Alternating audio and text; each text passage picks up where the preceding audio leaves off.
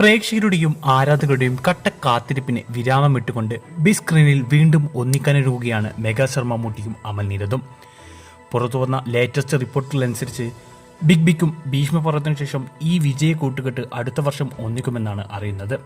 എന്നാൽ ഇത് എല്ലാവരും ഒരുപോലെ വർഷങ്ങളായി കാത്തിരിക്കുന്ന ബിലാലിന് വേണ്ടിയാണോ എന്നാണ് എല്ലാവരും ഉറ്റുനോക്കുന്നത്. ഇരുവരും ഒന്നിക്കുന്ന മൂന്നാമത്തെ ചിത്രത്തെക്കുറിച്ച് ഇതിനോടകം ലഭ്യമായ ഇൻസൈഡ് റിപ്പോർട്ടുകൾ പ്രകാരം അത് ബിലാൽ തന്നെയാണെന്നാണ് അറിയുന്നത്. സ്ക്രിപ്റ്റ് തിരുത്തിയും മാറ്റി എഴുതിയും ബിലാൽ ജോൺ കുരിശിങ്കലിനെ പുതിയ മുഖഛായയിൽ അവതരിപ്പിക്കാനാണ് അമലിന്റെ പ്ലാൻ.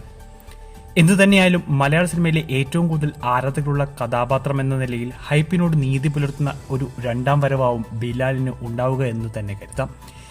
ഇനി ഒരുപക്ഷെ ബിലാൽ അല്ലെങ്കിൽ പോലും മമ്മൂട്ടിയെ പ്രേക്ഷകർ ബിഗ് സ്ക്രീനിൽ കാണാൻ ആഗ്രഹിക്കുന്ന രീതിയിലുള്ള ഒരു സിനിമയും കഥാപാത്രമാകും അടുത്തത് എന്ന് 100% ഉറപ്പാണ്.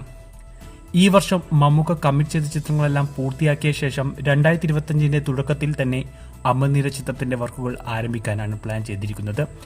അതിനു മുന്നോടിയായി ചിത്രത്തിന്റെ ഒരു വമ്പൻ അനൗൺസ്മെന്റും പ്രതീക്ഷിക്കാം. അമൽ നീരദ് മമ്മൂട്ടി കൂട്ടുകെട്ടിലൊരുങ്ങുന്ന മൂന്നാമത്തെ സിനിമയിൽ നിങ്ങൾക്കുള്ള പ്രതീക്ഷകൾ കമന്റ് ചെയ്യൂ.